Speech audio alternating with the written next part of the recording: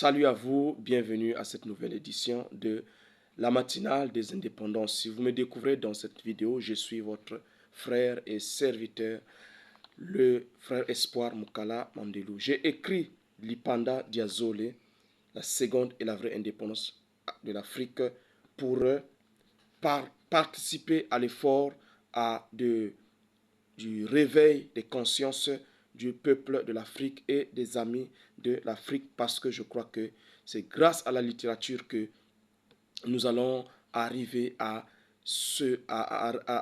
accomplir cette tâche-là, donc de la reprise des consciences du peuple qui a été longtemps marginalisé.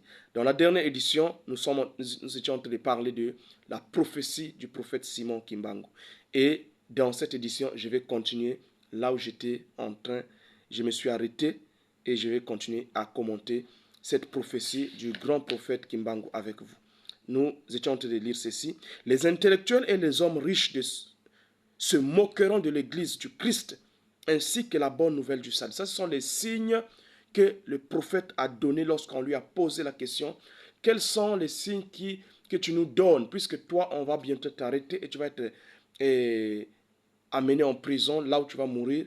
Donne-nous, ça c'est les disciples du prophète Simon qui pose la question, donne-nous un signe qui va nous permettre de comprendre, qui va nous permettre de réaliser, de voir que maintenant, notre temps de libération est proche. Et pendant qu'il parle, voici parmi les signes dit, les intellectuels et les hommes riches se moqueront de l'église du Christ ainsi que de sa bonne nouvelle du salut. Leurs cœurs seront tournés vers le mal. Regardez aujourd'hui, le cœur des Africains, comment il est tourné vers le mal. C'est mauvais, frère. C'est le temps de nous réveiller et de revenir au Seigneur. Ils fermeront les yeux de peur de voir où est annoncée la bonne nouvelle de Dieu. Ils mettront des bouchons aux oreilles de peur qu'ils n'entendent sa parole et la nouvelle de son royaume. C'est pourquoi les intellectuels et les hommes riches de l'Afrique, ils sont en train de mener une campagne contre la Bible pour intoxiquer les gens, inciter les gens en leur disant nous devons retourner je ne sais pas, à l'animisme. Nous devons retourner adorer nos ancêtres.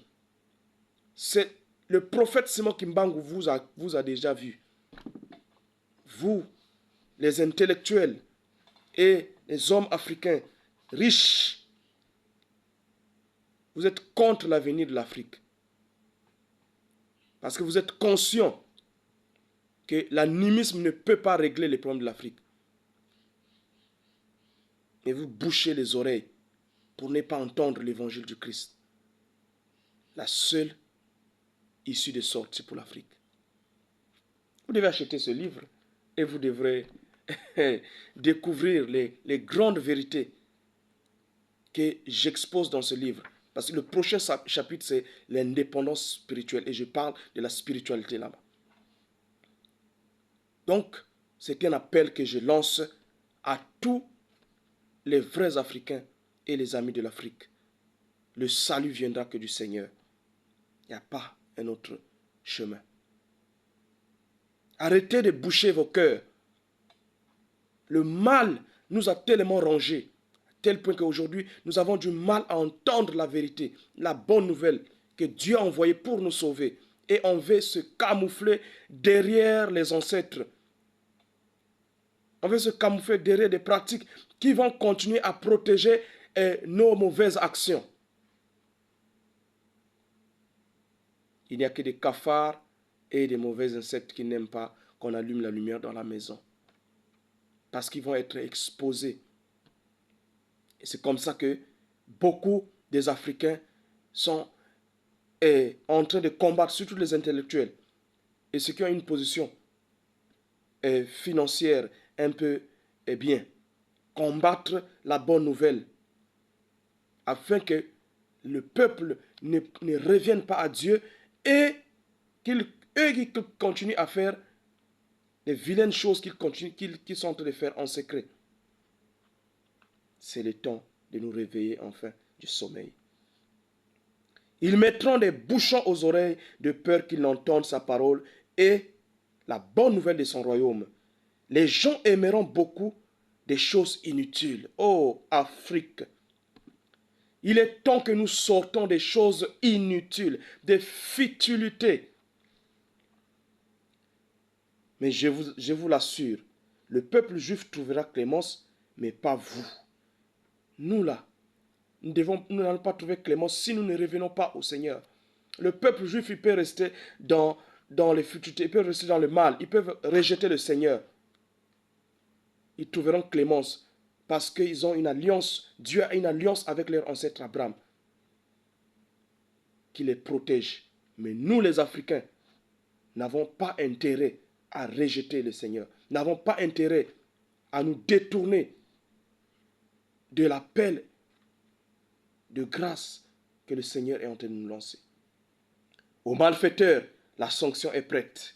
De même aux idolâtres qui se seront livrés aux méchants pour subir la punition. Sachez après tout cela, bon, je vais passer cette partie parce que beaucoup de gens ne comprennent pas trop cette partie. Il faudra que nous assoyons avec la Bible pour que je vous explique correctement ce que ça veut dire. Mes frères, je continue ici, mes frères, l'Esprit est venu me révéler que le temps de me livrer aux autorités est arrivé. Retenez bien ceci. Avec mon arrestation, commencera une période terrible d'indicible persécution pour moi-même et pour un très grand nombre de personnes. Il faudra tenir ferme, car l'Esprit de Nzambi, Dieu Tout-Puissant, ne nous abandonnera jamais. Il n'a jamais abandonné quiconque se confie en lui. Les autorités gouvernementales coloniales vont imposer à ma personne physique un très long silence, mais elles ne parviendront jamais à détruire l'œuvre que j'ai accomplie, car elle vient de Nzambi, Dieu le Père. J'aime vraiment cette prophétie. Oh, j'aimerais que vous puissiez prendre le livre et que vous puissiez lire cette prophétie-là avec un esprit de méditation. Ça va vraiment essuyer, ça va enlever, comme on dit, les écailles des yeux de beaucoup.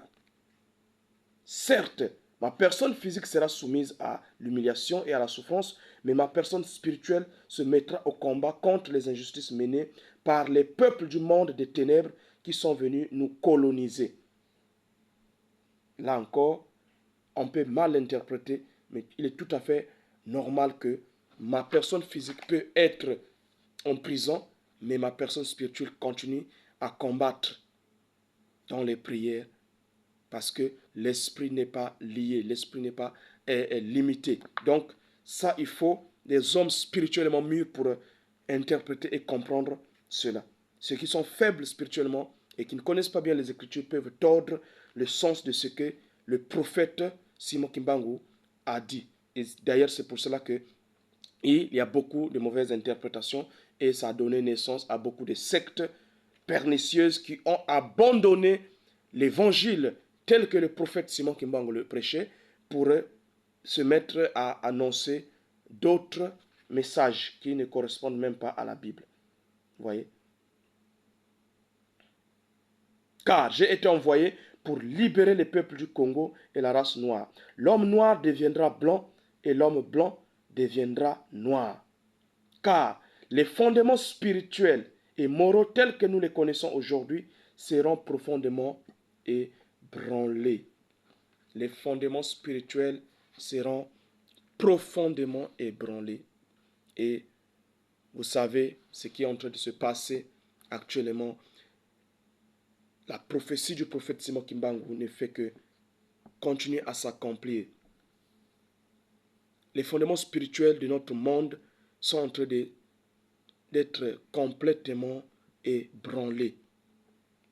Les barrières, les limitations qui ont été posées avant sont en train tous d'être détruites. Un seul but, il faut que tout ce qui est moral soit détruit. Vous avez vu ce qui s'est passé pendant les Jeux olympiques à Paris. Comment une scène a été organisée pour que on puisse se moquer de ce qui est sacré, donc de la Sainte Seine, qui est l'un des sacrements que Dieu a donné à l'Église. Quelque chose de sacré. Un des Européens qui est très influent, un grand politicien, a donné l'interprétation de ce qui s'était passé pendant l'ouverture des Jeux olympiques 2024 et la fermeture. Et il a dit que c'était l'annonce d'une époque spirituelle où on veut on veut vraiment s'affranchir de tout ce qui est moral.